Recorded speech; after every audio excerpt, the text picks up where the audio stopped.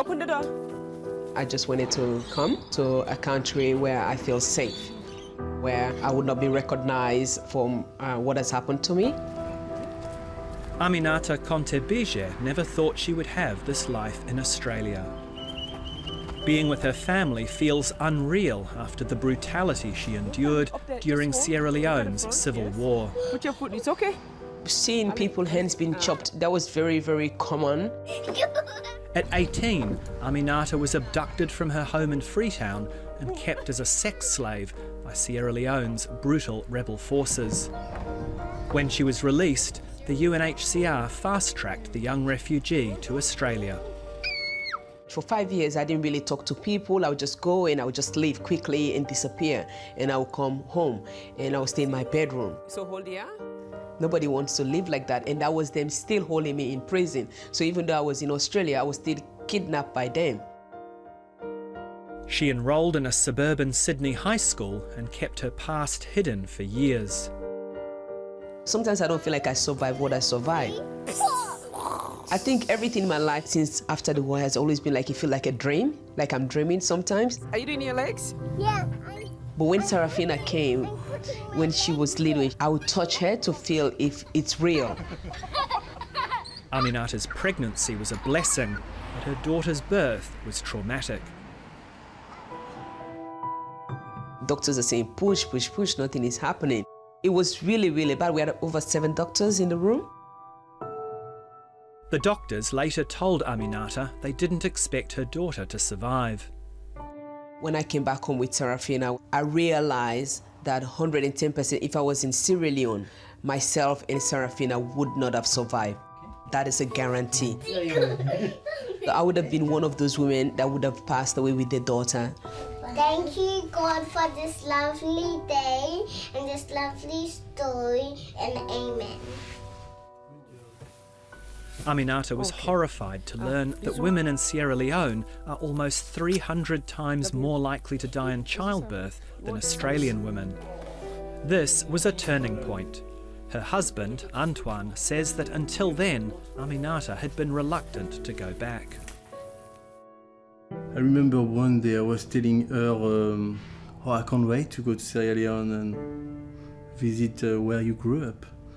And at this point she told me like, oh no, I'm not going back until I have something to give to the community. So Serafina, you're gonna help Mama to pack to go to Africa. I just want to help. I really just want to help. I don't know how to vote. Okay, So you felt like it was something that you could do something about? Yeah, I really believe that, even though I had so many challenges. Okay. Please. Okay.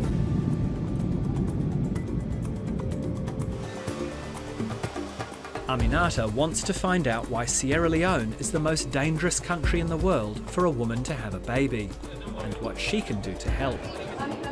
She's brought along 2 close friends she met while working as a spokesperson for the UNHCR. That was so sweet what that guy just said to me. Thank you for looking after our sister. Yeah. Oh, that's... Penny Gerstel and Maureen Collins helped set up the Aminata Maternal Foundation.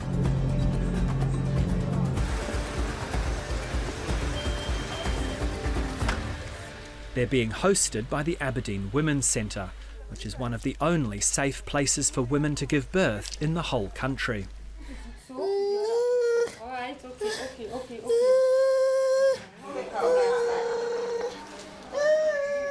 The mothers and children treated at this private clinic get free health care. They're among the poorest and most vulnerable women in Sierra Leone. Good morning, Dream Team. Aminata's foundation is already supporting this program for pregnant girls, some as young as 10 years old, who live in Freetown's slums.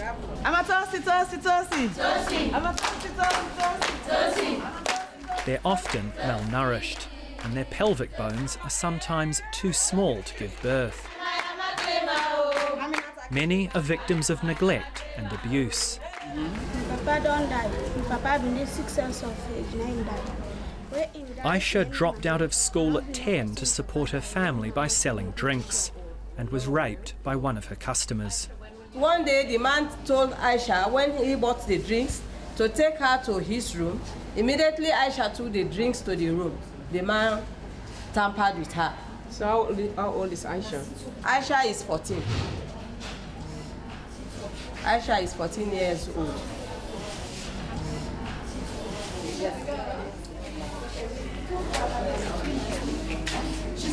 She's 12 years old. It's almost impossible that this is really happening. My head was spinning just to hear a 12-year-old girl got pregnant.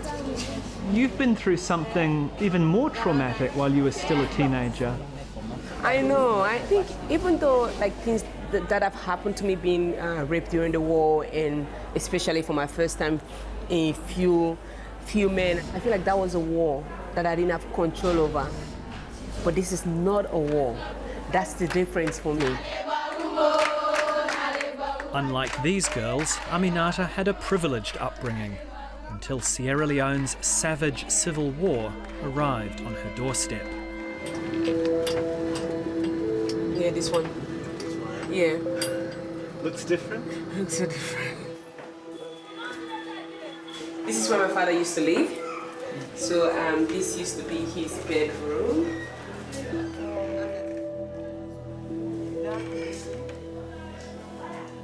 So this is the kitchen where he'll make our breakfast. Your dad? My dad, my father. And he'll have his apron on. And we'll have breakfast with him here.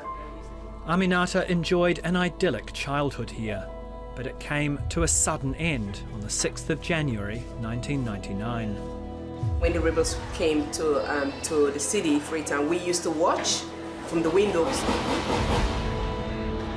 So we would see everything that was happening, all the smoke, or all the people being burned, or the houses being burned.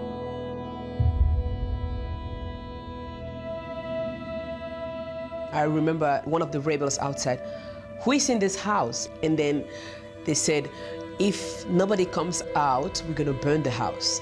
So this is when we all got panic. We go like, we have to open the house. I was holding my dad's hand. His hands were shaking. He had Parkinson, and I hold it still so it would shake. And just in that moment, one of the rebel leaders, Darami, looked at me. As soon as he looked at me, I knew he was coming straight for me. So by the time he walked, I already let go of my dad's hand. And then he called, "Come here." Then I walked towards him. Aminata's father was powerless to save his 18-year-old daughter. They both knew what would happen next. Young women who caught the eye of warlords were often taken as sex slaves. I was very innocent. When Darami took me, I've never really been with a man before. That night when he found out that I not slept with a man, he became even more obsessed with me.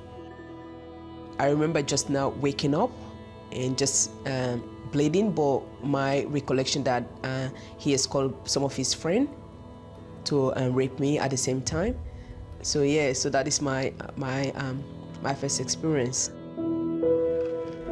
Aminata lived through unspeakable atrocities on the front line of the Civil War. After 4 months, she was released with other prisoners in exchange for food and found her father a broken man. He was almost scared of looking at me. He was scared because, I've been hurt. And he didn't protect me.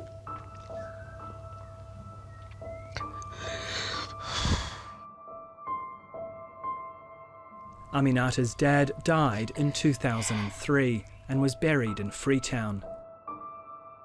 She has yet to say her final goodbye.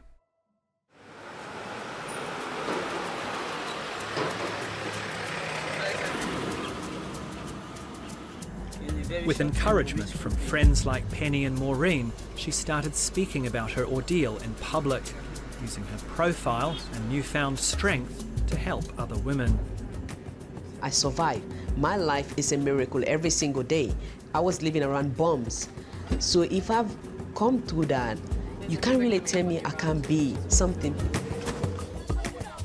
But it's still early days for the Aminata Maternal Foundation, She's using this trip to work out where to direct her help.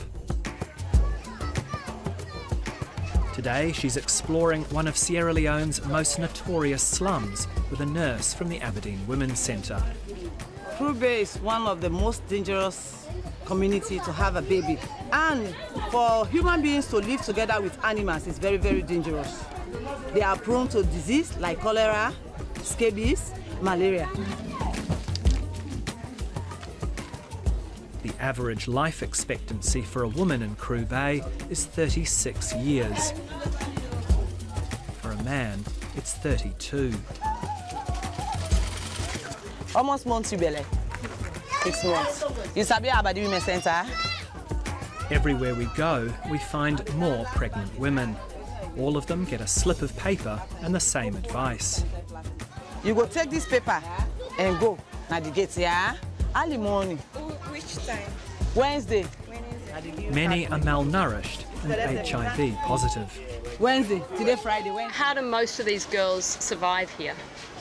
Most of them survive on prostitution. And how old are they when they begin prostitution? 12, as early as 12. Sierra Leone's health system had slowly started to recover in the years after the Civil War.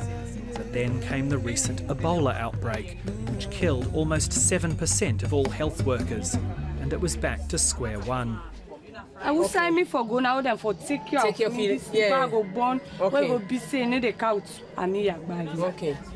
The last time this woman was pregnant, her baby died after 4 days of labour in a community clinic and government hospital. Another baby died in a fire. She's already lost 2 babies. It's really sad because I live all the way in Australia. I have 7 doctors when I had Sarafina. If I was here, I would have lost her and I would have died. But they did everything in their power for me to deliver that baby safe, and for her not to be able to have that, I just think that it's really unfair. Okay. Thank you so much. Thank you.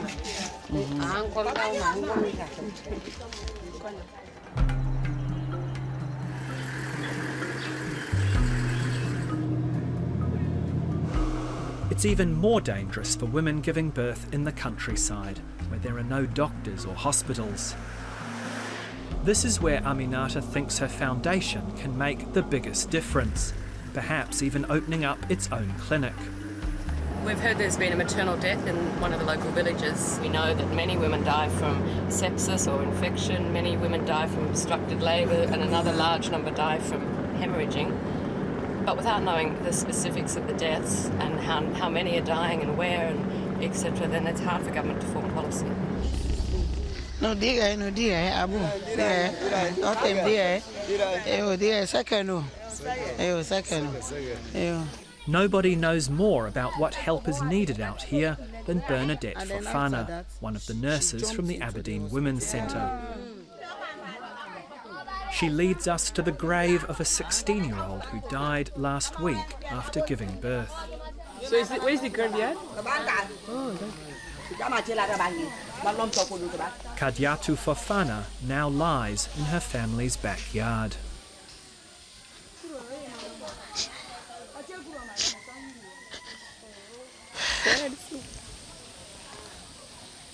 I don't know how to express this, because for us, we are still trying, we are fighting so that a woman should not die whilst giving birth. We want the government to improve on this. For the pregnant women to... Oh, it's okay. You're doing your best. You're doing a good job.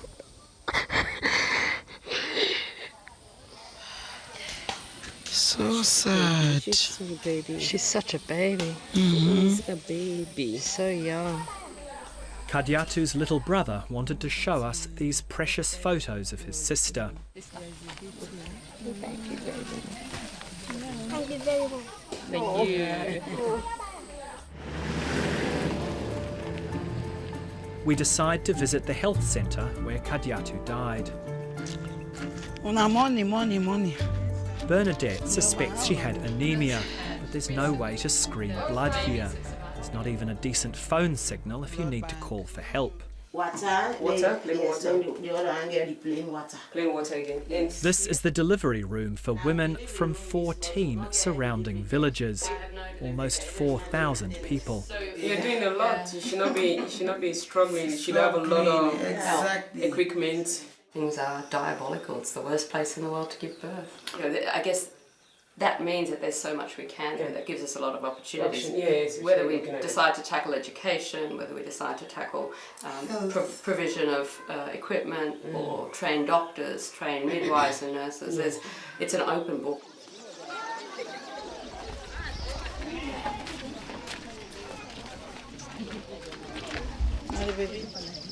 Oh, yeah.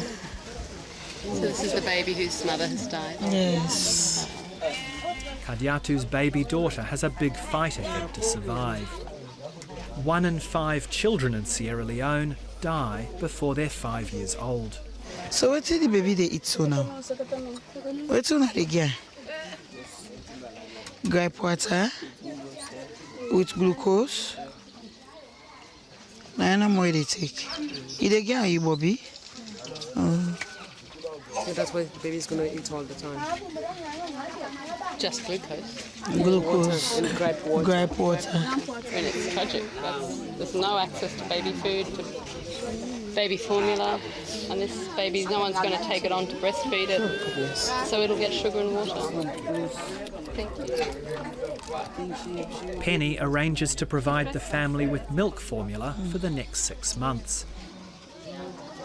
With any luck, Kadiatu's baby won't share her mother's fate. At our next stop, a remote village an hour's drive away, we're hoping to prevent a death rather than mourn one.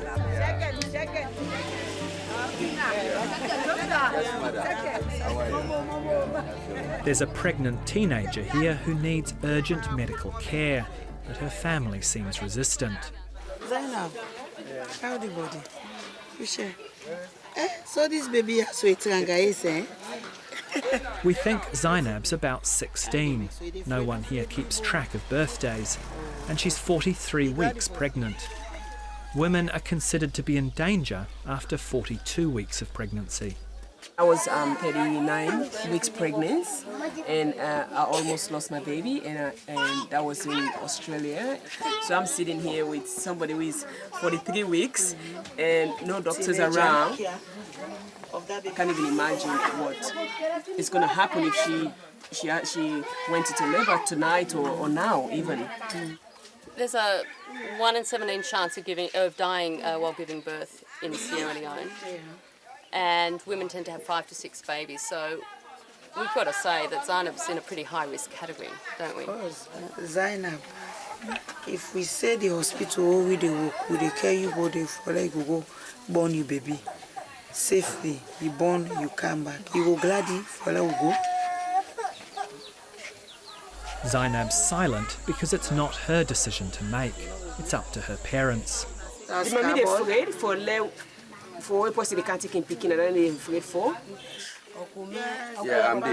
Bernadette asks the village chief to help the family see reason, and we leave them to discuss it amongst themselves.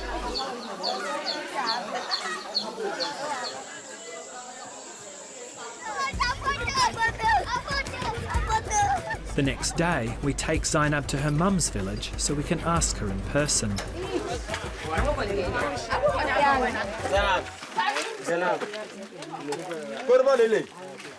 Pipi Zainab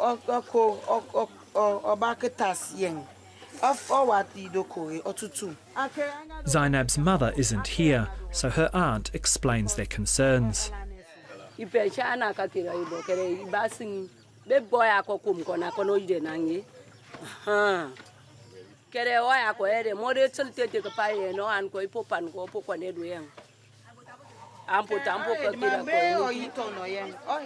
villagers are clearly suspicious. It's hard to get across how much danger Zainab's life is in. This is going to go merry-go-round. This is going to go on and on. They're not going to let us take Zainab. It's very difficult to get people to trust you. The problem with trust to some people is that it's because of the illiteracy rate, honestly. Most of them, they are not educated. I'm really, really frustrated. Because my efforts have gone in vain. But then, just as we're about to give up and leave, the village chief finally relents. Who do they give me Zainab? No, it's man. It's a man to understand.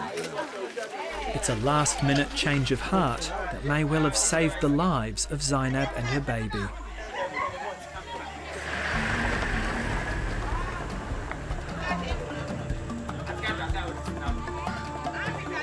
It's almost midnight by the time we get back to the Aberdeen Women's Centre in Freetown.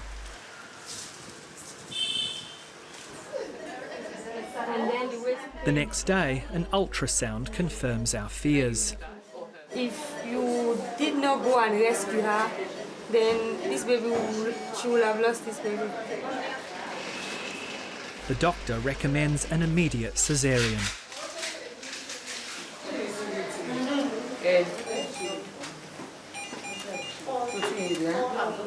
Slack. No more slack back.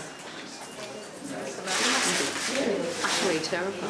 She's 16. No tight yourself. No lock that space. No tight. Zainab, no. Zainab, baby. No make so, Zainab. Sit down, cell phone.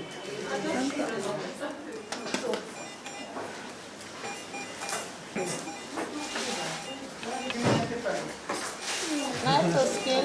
Time.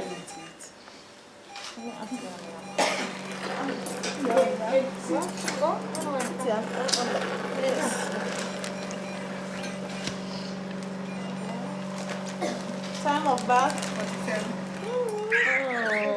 Nami win. Then I tell me with the fat on the side. Bless you. Bless you all. Oh, that is amazing. It's a boy.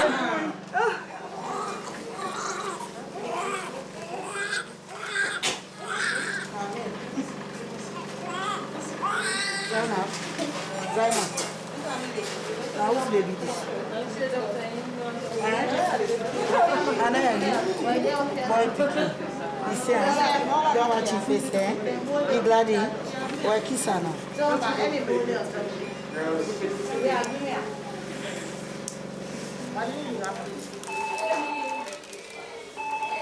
You feel proud then? Oh, really? Very, very proud. Very, very, very happy. I don't even know how to express my feeling right now. I'm so glad. So glad. Excellent. Wow. It's kind of our first success story, right? Yeah. This is the first baby of first Sierra Leonean baby that we've had at least a part in saving. It's beautiful. We made it. Thank you, God. The birth of Zainab's baby is just the beginning.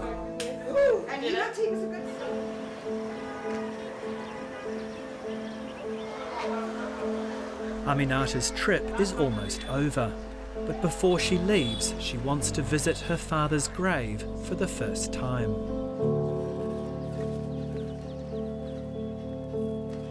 He was a very kind person, very selfless, and I feel like I have to continue that legacy of what he's done for people.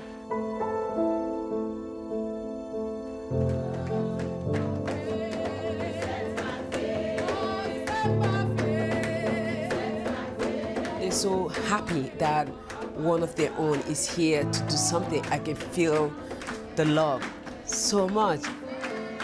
In 5 years, Aminata wants to build a clinic like this one for women in the countryside. She knows she has an important role to play in making sure that Sierra Leone's no longer the most dangerous place in the world to have a baby. At the end of the day, yeah, things happened to me. When I was kidnapped, really bad things happened to me. What has happened to me, I can't go and change it. But this is something that I can change. I can be part of that change.